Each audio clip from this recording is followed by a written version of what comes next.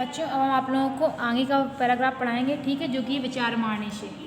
इसके पहले हमने आप लोगों को पढ़ाया था संस्कृते उपलभ्यन्ते, अगला है विचार्यमाणे। देखिए, विचार्यमाणे साहित्य आदि कालादेव सर्वेष्वपि राष्ट्रेषु अयम विश्वासा प्रचलिता आसीत्। विचारणीय साहित्य में प्राचीन आदि कालादेव यानी प्राचीन समय से सर्वेष्वपि राष्ट्रेषु यानी सभी राष्ट्रों में अयम विश्वासा प्रचलिता आसीत्, यह विश्वास प्रचलित था। यत् कि काव्यस्यानेषु प्रयोजनेषु सत्स्वपि एकं मुख्यं प्रयोजनं नैतिका परितोषा, कि काव्य के अन्य प्रयोजनों में काव्य अन्यासु यानी काव्य के अन्य प्रयोजनेषु यानी प्रयोजनों में सत्स्वपि एकम मुख्यम प्रयोजनम नैतिक परितोषा, मुख्य प्रयोजन होते हुए भी एक मुख्य प्रयोजन होते हुए भी नैतिक परितोषा एक नैतिक संतोष भी था। मुख्य संतोष फिर से देख लीजिए ना, यत् काव्य अन्येषु प्रयोजनेषु सत्स्वपि एकम मुख्यम प्रयोजनम नैतिक परितोषा, यत् कि काव्यों के अन्य प्रयोजन होते हुए भी एक मुख्य प्रयोजन नैतिक संतोष था। प्लेटो अरस्तु पेटर होरेस आदि सर्वे विचार के काव्यस्य मुख्य प्रयोजनम नैतिक विकासा एव स्वीकृता। प्लेटो अरस्तु पीटर होरेस आदि सभी विचारकों ने काव्य का मुख्य प्रयोजन नैतिक विकास स्वीकार किया है, नैतिक विकास को ही स्वीकार किया है। ठीक है, फिर से देख लीजिए इस पैराग्राफ को। विचार्यमाणे साहित्य आदि कालादेव सर्वेष्वपि राष्ट्रेषु अयम विश्वासा प्रचलिता आसीत्। विचारणीय साहित्य में अत्यंत प्राचीन काल से सभी राष्ट्रों में यह विश्वास प्रचलित था। यत् काव्यास्यानेषु प्रयोजनेषु सत्स्वपि एकम मुख्यम प्रयोजनम नैतिक परितोषा, कि काव्य के अन्य प्रयोजन होते हुए भी एक मुख्य प्रयोजन नैतिक संतोष था। प्लेटो अरस्तु पेटर होरेस आदि सर्वे विचार के काव्यस्य मुख्य प्रयोजनम नैतिक विकासा एव स्वीकृता। प्लेटो अरस्तु पीटर होरेस आदि सभी विचारकों ने काव्य के मुख्य प्रयोजन नैतिक विकास एव स्वीकृता, नैतिक विकास को स्वीकार किया है। ठीक है, इसके आगे पैराग्राफ देखिए अगला। अगला पैराग्राफ है, नैतिक मूल्य व्यक्ति समाज की प्रतिष्ठा भी वर्धते। नैतिक मूल्य से व्यक्ति की सामाजिक प्रतिष्ठा भी बढ़ती है। मानव कल्याणाय नैतिकता आवश्यकी, मानव कल्याण के लिए नैतिकता आवश्यक है। नैतिकता व्यक्ति समाज से राष्ट्र से विश्व से कल्याणम कुरुते। नैतिकता से व्यक्ति समाज राष्ट्र और विश्व का कल्याण होता है। नैतिकता आचरणेन मनुष्येषु त्याग तपा विनय सत्य न्यायप्रियता एवं मानवीय गुणा उत्पद्यन्ते। नैतिक आचरण से मनुष्यों में त्याग तप विनय सत्य न्यायप्रियता एवं मान्य और भी अन्य मानवीय गुण उत्पन्न होते हैं। नैतिकताया मनुष्यों अन्य प्राणिभ्यः भिन्नं जायते। नैतिकता से मनुष्य अन्य प्राणियों से भिन्न हो जाता है। तदा आचरणेन व्यक्ति समाजस्य जीवनम अनुशासितं निष्कंटकं च भवते। तदा आचरणेन यानी उसके आचरण से व्यक्ति और समाज दोनों का जीवन अनुशासित और निष्कंटक हो जाता है। व्यक्ति समाजस्य वर्गस्य देशस्य च समुन्नयावसरो लभ्यन्ते। व्यक्ति समाज और वर्ग और देश दोनों में व्यक्ति समाज वर्ग और देश दोनों में को उन्नति के अवसर प्राप्त होते हैं। समाज ईर्ष्या द्वेष छलं कलह आदि दोषभ्यो मुक्तो भवति। समाज ईर्ष्या द्वेष कलह आदि दोषों से मुक्त हो जाता है। अस्माकं समाज का अंतर्राष्ट्रीय संबंधा नैतिकताचरणेन दृढ़ा भवन्ति। हमारे सामाजिक और अंतर्राष्ट्रीय संबंध नैतिक आचरण से दृढ़ होते हैं, नैतिकता से ही दृढ़ होते हैं। अतः नैतिकता शब्द सच्चरित्रवाचक सुखमय जीवन मानव जीवन आधारयति। अतः नैतिक शब्द सच्चरित्रता का वाचक और सुखमय जीवन का आधार है। ठीक है, फिर से देख लीजिए इस पैराग्राफ को। नैतिक मूल्य व्यक्ति समाज की प्रतिष्ठा भी वर्धते। नैतिक मूल्य से व्यक्ति की सामाजिक प्रतिष्ठा भी बढ़ती है या वृद्धि होती है। मानव कल्याणाय नैतिकता आवश्यकी, मानव कल्याण के लिए नैतिकता आवश्यक है। नैतिकता व्यक्ति समाज से राष्ट्र से विश्व से कल्याणम कुरुते। नैतिकता से व्यक्ति, समाज, राष्ट्र और विश्व का कल्याण होता है। नैतिकता आचरणेन मनुष्येषु त्याग तपा विनया सत्यम न्यायप्रियता एवं मन्ये अपि मानवीय गुणा उत्पद्यन्ते। नैतिक आचरण से मनुष्य में त्याग तप विनय सत्य न्यायप्रियता एवं मन्ये मानवीय गुणा उत्पद्यन्ते। नैतिक आचरण से मनुष्य में त्याग तप विनय सत्य न्यायप्रीत और अन्य मानवीय गुण उत्पन्न होते हैं। नैतिकताया मनुष्यों अन्य प्राणिभ्या भिन्नम जायते। नैतिकता से मनुष्य अन्य प्राणियों में से अलग हो जाता है, भिन्न होता है। तथा आचरणेन उसके आचरण से व्यक्ति और समाज जीवनम अनुशासितम निष्कंटकम च भवति। उसके आचरण से व्यक्ति और समाज के जीवन अनुशासित और निष्कंटक होता है। समाज ईर्ष्या द्वेष छल कलह आदि दोषभ्यो मुक्तो भवति। समाज में ईर्ष्या द्वेष कलह आदि दोष समाज ईर्ष्या द्वेष छल कलह आदि दोषों से मुक्त होता है। अस्माकं सामाजिका अंतर्राष्ट्रीय संबंध। हमारे सामाजिक और अंतर्राष्ट्रीय संबंध नैतिकता आचरणेन दृढ़ भवति। नैतिक आचरण से दृढ़ होते हैं। अतः नैतिकता शब्द सच्चरित्रवाचक सुखमय जीवन आधार सुखमय नव जीवनस्य आधार अस्ति। अतः नैतिक शब्द सच्चरित्रवाचक और सुखमय मानव जीवन का आधार है। ठीक है, इसके आगे अगला लास्ट पैराग्राफ देखिए। इदन्तु सम्यक् वस्तु शक्यते यत् नैतिकता आचरणस्य नैतिकतायाश्च मुख्य उद्देश्यं स्वस्य अन्यस्य च कल्याणकारं भवति। इदन्तु यानी कि यह तो इदन्तु सम्यक् वक्तुं शक्यते यानी यह तो अच्छी प्रकार से कहा जा सकता है यत् कि नैतिकता आचरणस्य नैतिकतायाश्च मुख्य उद्देश्यं नैतिकता का आचरण और नैतिकता का मुख्य उद्देश्य स्वस्य अन्यस्य च कल्याणकारकं भवति। मुख्य उद्देश्य अपना और दूसरों का कल्याण करना होता है। कदाचित एवमपि दृश्यते यत् परेषां कल्याणं कुर्वन् मनुष्या स्वीयामा हानिमपि कुरुते। कदाचित एवमपि दृश्यते कभी कभी ऐसा भी देखा जाता है यत् कि परेषां कल्याणं कुर्वन् दूसरों का कल्याण करने के लिए मनुष्य स्वयं हानिमपि कुर्वते मनुष्य स्वयं की हानि कर लेता है। एवं नैतिकता आचरणम विशिष्टम महत्वपूर्ण च मन्यते। इस प्रकार यह नैतिक आचरण विशेष और महत्वपूर्ण माना जाता है।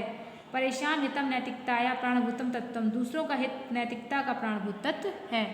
फिर से देख लीजिए पैराग्राफ। इदन्तु सम्यक् वस्तुं शक्यते यानी यह तो अच्छी प्रकार से कहा जा सकता है यत् कि नैतिकता आचरणस्य नैतिकतायाश्च मुख्य उद्देश्यं स्वस्य अन्यस्य कल्याणकारं भवति कि नैतिकता आचरण और नैतिकता का मुख्य उद्देश्य अपना और दूसरों का कल्याण होता है। कदाचित एवमपि दृश्यते कभी कभी ऐसा भी देखा जाता है यत् कि परेषां कल्याणं कुर्वन् दूसरों का कल्याण करने के लिए मनुष्य स्वयं हानिमपि कुर्वते मनुष्य स्वयं की हानि कर लेता है। एवं इस प्रकार से नैतिकता आचरणम विशिष्टम महत्वपूर्ण च मन्यते। इस प्रकार नैतिकता का आचरण विशेष और महत्वपूर्ण माना जाता है। परेशान हितम नैतिकताया प्राणभूतम तत्वम। दूसरों का हित करना नैतिकता का प्राणभूत तत्व है। ठीक है, अब इसके बाद आगे पैराग्राफ हम कल पढ़ाएंगे।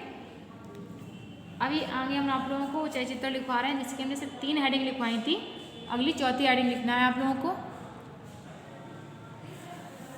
देखिए, 7 वाहन के चलचित्रण में 3 हेडिंग हमने लिखवा दी थी आपको। परमवीर साहसी यानी 4 लिख गई थी। परिचय, परमवीर साहसी, प्राकृत भाषा में पारंगत, पत्नी प्रेमी। ठीक है, उसके बाद अगली हेडिंग डालनी है स्वाभिमानी स्वभाव। अगली हेडिंग डालेंगे स्वाभिमानी स्वभाव।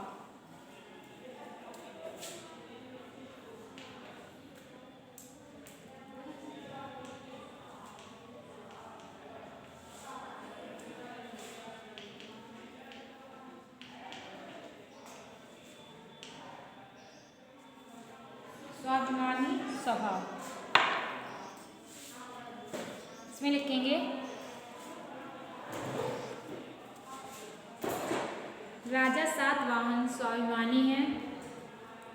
राजा सातवाहन स्वाभिमानी हैं। जब रानी उनको मूर्ख कहती है तो उनके सम्मान को ठेस लगती है। तो उनके सम्मान को ठेस लगती है।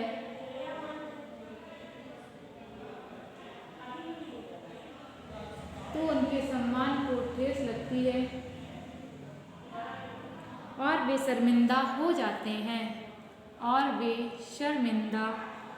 जाते हैं तथा तुरंत जल क्रीड़ा त्याग कर महल में वापस आ जाते हैं तथा तुरंत जल क्रीड़ा त्याग कर महल में वापस आ जाते हैं और उसी समय प्रतिज्ञा करते हैं कि या तो संस्कृत में विद्वान प्राप्त करूँगा, संस्कृत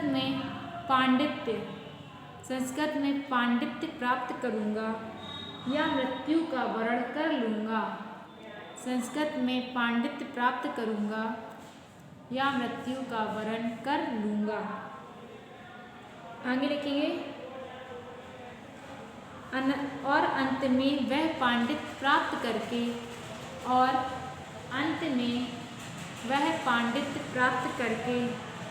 अपनी प्रतिज्ञा को पूर्ण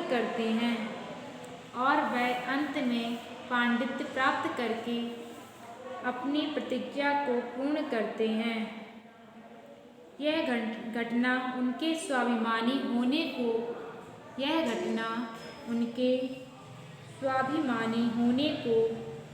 दर्शाती है। अगली लाइन डालेंगे व्याकरण का अल्पज्ञानी।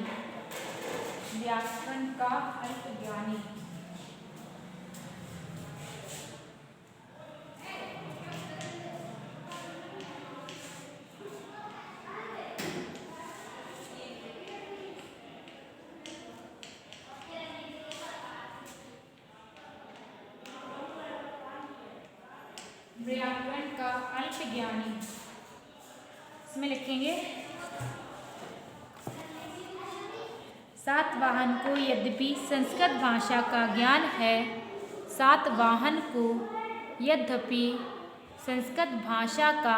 है, किंतु उसके व्याकरण का ज्ञान बहुत कम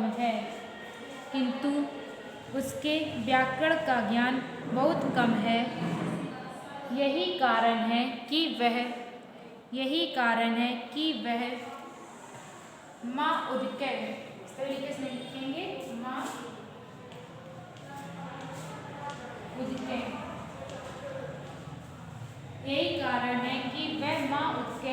की साधारण संधि को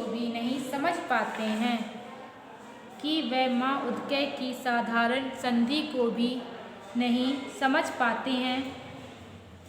समझ पाते हैं और अपनी रानी को अज्ञानवश लड्डू मारने लग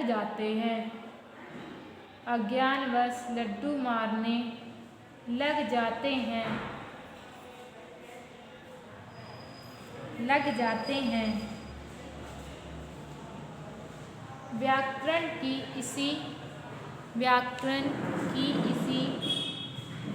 इसी अल्प ज्ञान के कारण वह अपनी विदुषी रानी के द्वारा लज्जित होते हैं। अगली लाइन डालेंगे दृढ़ संकल्पी व्यक्ति।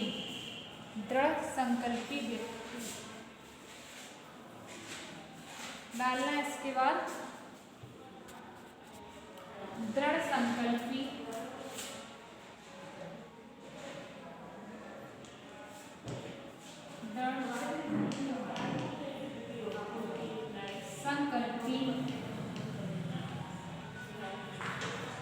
व्यक्ति। ठीक है, डालना है दृढ़ संकल्पी व्यक्ति। इसमें लिखेंगे कि सातवाहन दृढ़ संकल्पी हैं और अपनी प्रतिज्ञा का पालन करने के लिए कार्तिकेय मंदिर में तपस्या करते हैं। कार्तिकेय मंदिर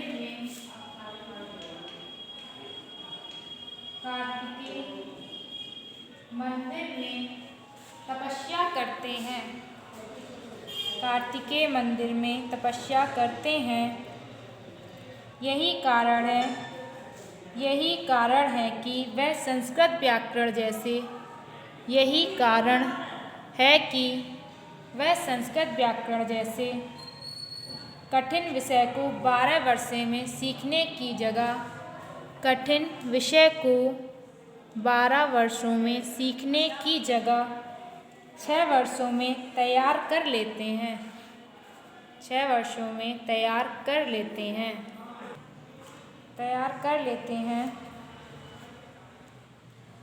जबकि विद्वानों का मानना है कि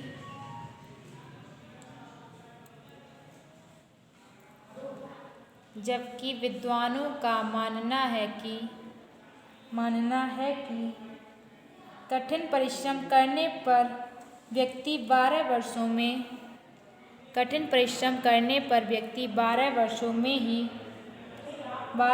में ही निपुणता प्राप्त कर पाता है। 12 वर्षों में ही निपुणता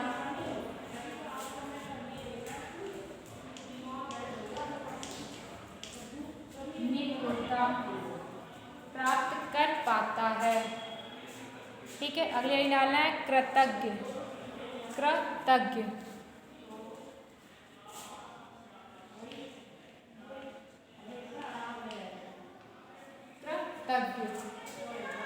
इसमें लिखेंगे राजा सातवाहन अपने ऊपर किए गए उपकारों को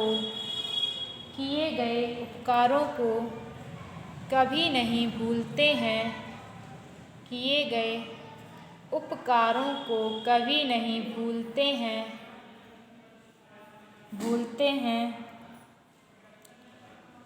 वह दूसरों के उपकार का प्रतिफल उन्हें अवश्य देते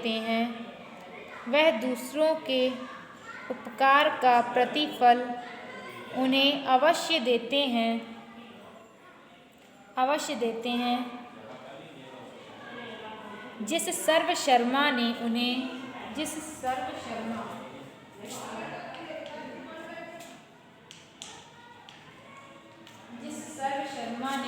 संस्कृत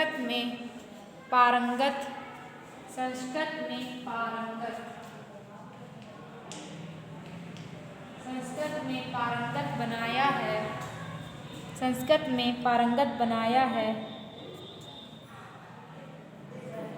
उसे भरूच का राज्य सौंपकर वहाँ का राजा बना देता है। उसे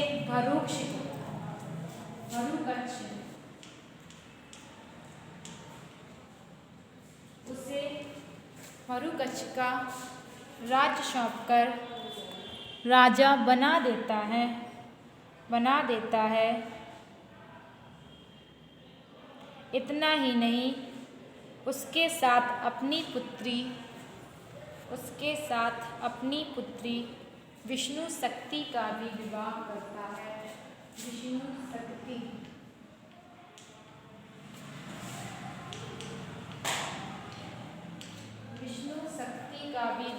करता है। उसके बाद आखिरी लाइन डालेंगे निष्कर्ष डालेंगे लास्ट लाइन।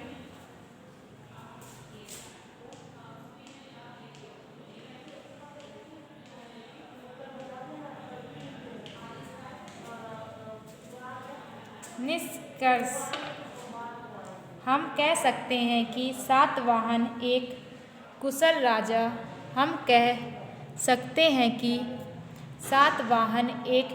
राजा आदर्श पति और स्वाभिमान के गुणों से युक्त व्यक्ति है। ठीक है, ये चयचित्र आपका कंप्लीट हो गया है। इसके बाद आपका एक और चयचित्र है जो कि है सर्व शर्मा का। ठीक है, जो हम आप लोगों को कल लिखवाएंगे। फिर इसके बाद आपके इसी चैप्टर के प्रश्न उत्तर हैं। ये शायद आपका लास्ट चैप्टर है। इसके बाद आपका चयचित्र में बस एक और चैप्टर बचा है, जिसके बाद आपका काम पूरा हो जाएगा। ठीक है, आपकी जो फर्स्ट कॉपी है वो कंप्लीट हो जाएगी, आपकी सेकेंड फिर लिखवाने को रह जाएगी बस। ठीक है।